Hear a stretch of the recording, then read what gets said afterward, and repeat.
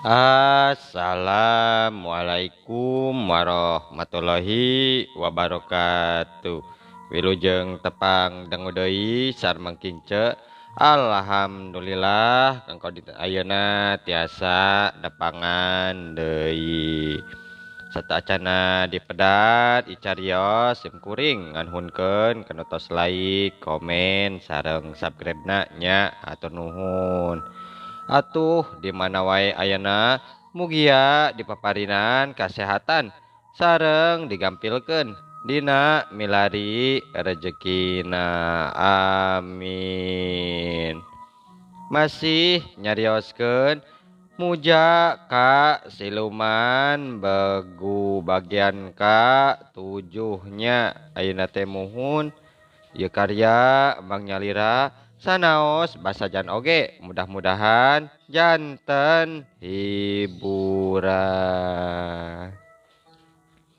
Kumaha lajengna ieu carios mangga urang kawita.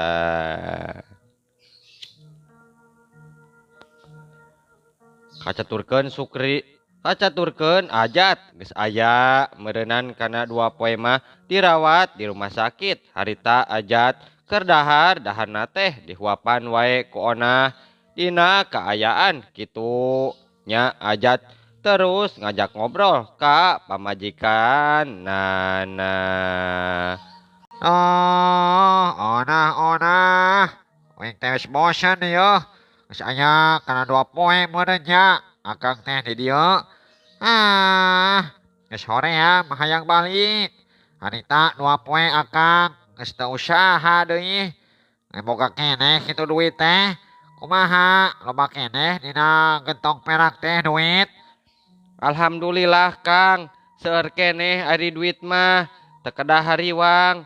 Ayeuna mah istirahat wae akang mah nya, sing jongjon wae Kang. Teu sawios Kang, upami abdi nyalang heula uwih ka bumi. Ari Onah suronah nanahaun atuh. Bade rek pulang sagala maneh. Rek balik heula maneh teh ka imah. Namun aya nanaon imah mah. Sanes kitu Kang, melang abdi teh bisi aya nanaon ka imah. Apanan di imah ukur aya si Udin wungkul. Sabab nu lainna mah pan tara marondok ieu. Gitu. Atuh jug wae arek balik mah. Tapi obat tong lilela teuing heuh. Gancang ka dieu deui. Nu ngahuapan akang teh duh. Aduh, Onah ulah lilanya. Cek ajat bari melong ka Onah. Nya Onah unggek saenggeus kitu mah Onah begesat gesut beberes. Siap-siap rek balik heula ka imahna. Kocapkeun Onah harita teh manehna geus nepi ka imah. Udin nu purah babantu di imah manehna. Gancang wae ngabagiakeun teu lila Udin bebeja ka Onah. Tadi cenah manehna narima telepon ti saurang wanoja nu ngakukeun babaturan ajat. Jadi kieu juragan istri tadi ayeuna nu nelpon nya ditampi we ku abdi teh seorang wanoja manehna teh ngakukeunana rerencangan juragan pameget kitu. Saha ngaran wanoja teh atuh nu nelpon Udin? Saha? Duh, hapunten. Abi teh teu kabujeng naros jenenganna teh. Margi anjeunna teh langkung ti payun naroskeun kaayaan juragan pameget kitu tah. Ku abdi mah diwatoskeun wae yen juragan pameget nuju dirawat di rumah sakit. Anjeunna teh bangun rusuh deui. Teras wae nyuhunkeun alamat bapak di rumah sakit anu dimaksud. Nya ku abdi we enggal-enggal di pasihan. Naha ari maneh teh Udin? Lain tanyakeun heula ngaran jeung ti mana eta asal wanoja teh atuh. Boa-boa jalma nu ngabogaan niat teu hadet ke eta teh Kakang Ajat kumaha? Sumuhun. Tadina abdi oge bade naroskeun kitu, namung kumaha tuh da? Teleponna teh kabujang ditutup. Cek Udin, bari tungkul. Saenggeus kitu mah harita onah teh tuluy nitah Udin digawe deui nganggeuskeun pagaweanana nu sapo poe.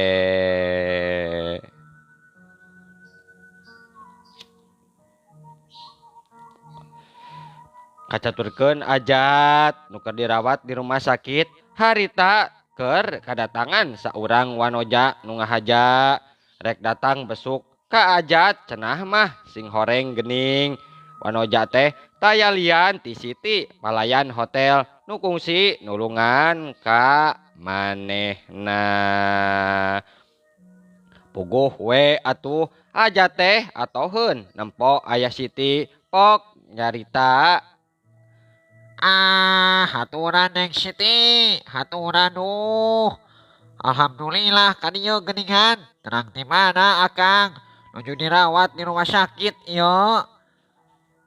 Terang ti mana Neng? Tadi abdi teh kaleresan we nelpon ka bumi Akang. Saurna nu nampi telepon, Akang teh nuju dirawat di rumah sakit ieu. Nya we abdi teh enggal-enggal we ka dieu nyuunkeun heula alamat rumah sakitna. Teras we ka dieu.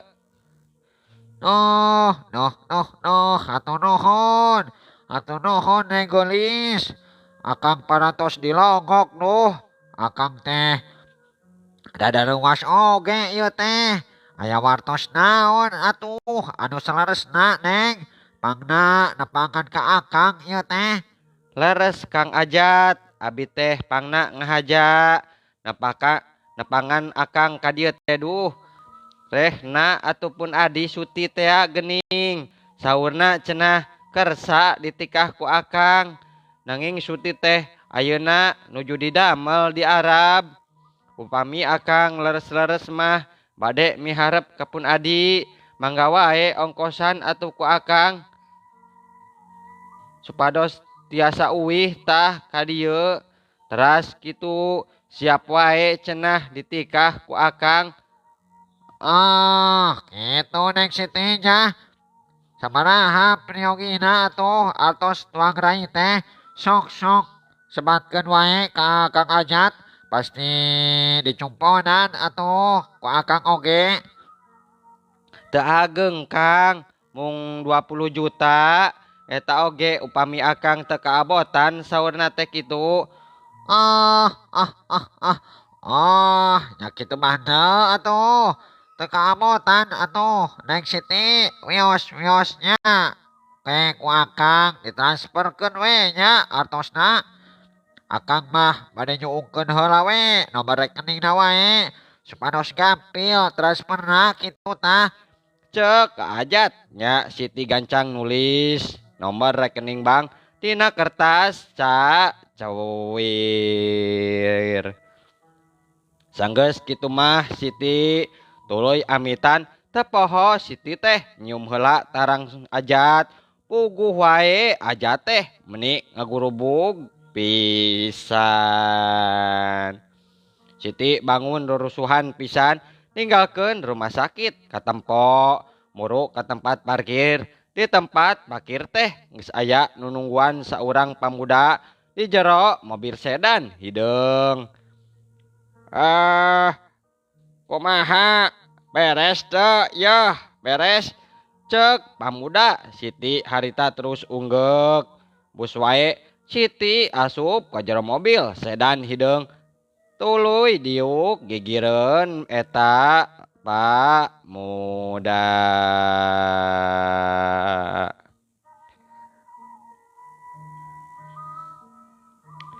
Cakra gening ngaran pamuda teh sedangkeun wanoja nunggus ngakukeun ngaran Siti ka Ajat ngaran sabenerna mah geningan Sona. Cakra jeung Sona teh sing horeng anggota komplotan tukang maling harta benda jeung duit tamu hotel nu dipimpin ku si Dolim kapala palayan. Son, kumaha hasil teu ngeret duit si Ajat teh kumaha?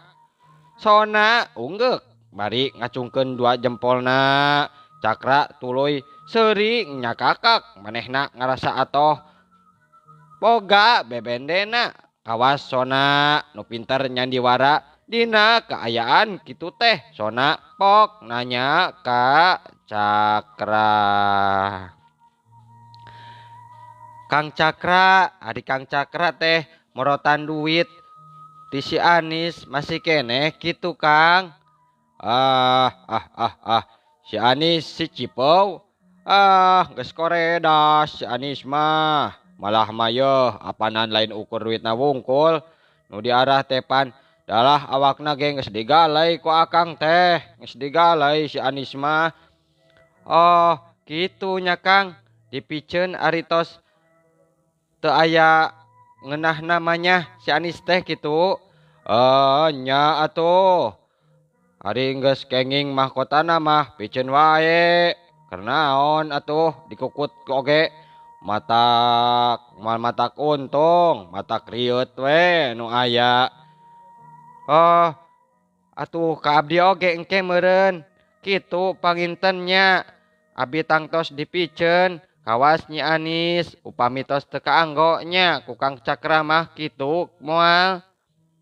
Duh, moal atuh ka Sona mah moal. Akang teh yeuh cinta mati ka Sona teh tembal Cakra. Sona ukur mesem hotel tempat digawe Cakra jeung Sona teh bogana busuk aisih nya basa ditinggalkeun maot Bapak Sukarja salakina terus wae digawe ke Arab. Sukaresih boga anak dua Nardi jeung Anis basa harita rek digawe ke Arab. Nardi umurna kakara 2 tahunan jeung Nyi Anis teh umurna kakara 1 tahun. Nya manehna dititipkeun ka Ajum nu jadi sobatna. Sukaesih kawin deui jeung urang Arab teu lila ti harita. Bu Sukaesih balik deui ka lembur. Tuluy mau ka hotel saenggeus balik ka lembur mah tuluy wae neangan Ajum sobatna nu tetela geus pindah alamat teuing ka mana cenah. Nya Sukaesih leungiteun tapak.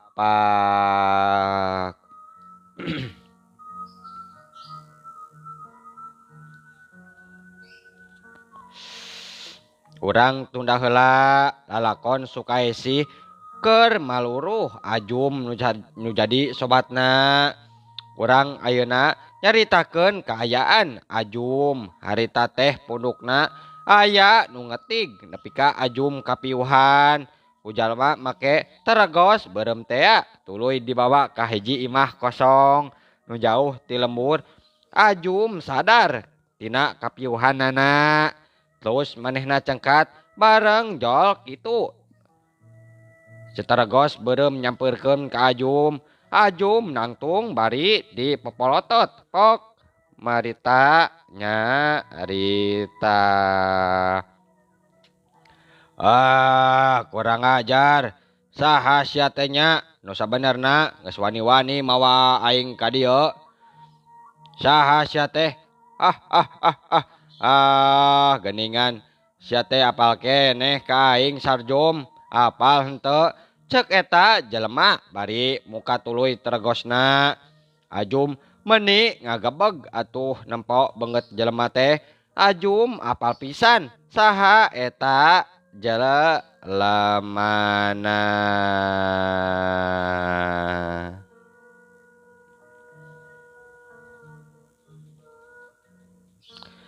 Ajum ngarasa terpercaya karena titinggalianana. Panona Ajum teh tungtung namah poek wae. Pok nanya ka eta jalma nu muka teregos beureum. Japra maneh teh Japra lain sia teh geus modar naha bisa hirup deui. Aneh oi. Bener aing mah memang si Japra. Jalma nu geus dihianat ku sia. Jalma nu ku sia geus dipisahkeun jeung nu jadi pamajikan. Jalma nu imahna geus diduruk ku sia Ajum. Ayeuna mah yeuh rasakeun wae wawalas aing kituna teh bari ngajebrod beungeut Ajum dihanca ku Japra. Goak Ajum ngagoak jekuk deui beureup buleut Japra teh nyayang kana da Ajum. Pok Ajum ngulahek ka piuhan.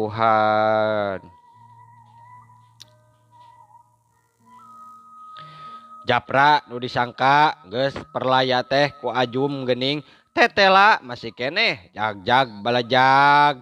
Kamana atuh sabarena Japra teh salila ieu kieu cenah dongeng nama. Japra nu harita beteungna disabet ku bedog Ajum memang dina kaayaan kapiuhan. Marukan Ajum mah Japra teh geus eueuh nyawaan atuh harita keneh oge. Japra nu disangka geus paeh digebruskeun kana jurang. Na sabenerna mah harita Japra nuker gugulutikan ka jurang nyangsang dina dangkal kai. Dina kaayaan kitu teh nya kabeneran aya nu nulungan. Nu katelahna Bahnadi Japra saterusna diubaran ku Mahnadi sanggeus cager tatu dina beheungna alatan disabat ku Ajum. Japra jadi poho kadirina jiga namah sirah Japra palebah otakna kaganggu alatan tibabaranting ragrag ka jurang. Japra saterusna mah milu cicing di imah Bahnadi. Nya dina hiji poe Bahnadi kadatangan ku anak kukutna anu ngabogaan ngaran Japra. Anu ngabogaan ngaran Ajat ngaran sebenerna mah Jupri. Tayalian anak Ajum pituin sarua manehna ge dipikeun ka jurang alatan gering ripuh teu cager nya Ajum embung ngabogaan anak anu boga panyakit anu nular jeung teu cager.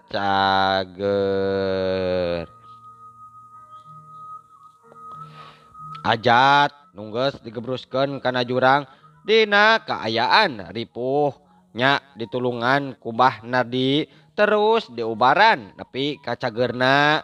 Sanggeus harita geringna Ajat teu sudi ngaku ka bapa ka Ajum teh sabab Ajat ngarasa nyeri hate geus dipikeun ka jurang dina kaayaan ripuh nya tungtung namah diaku wae anakku Mbah Nadi.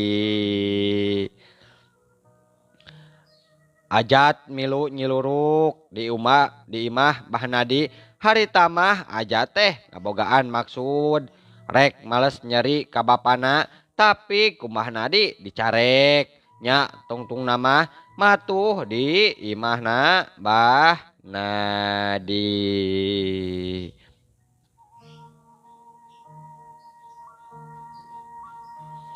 Nya Ajat basa nempo aya Japra di imahna bapa kukutna meni karasa kaget deui. Bahnadi oge surti Bahnadi tuluy nyaritakeun ngeunaan Japra ka Ajat. Tah, Bapak, eta mah Pak Japra, Bapak nasi onyon sobat uing. Eta mah Cek Ajat kituna teh barabat wae ngadongengkeun saha sabenna ari Japra. Japra harita milu ngabandungan dongeng Ajat teh sautak saeutik pikirana mimiti inget saha dirina. Saenggeus kitu mah Japra sadar karena dirina Bahnadi barang nyaho kitu teh geus inget kana dirina mah tuluy wae ngajurungkeun Japra sangkan bancang balik ka lembur.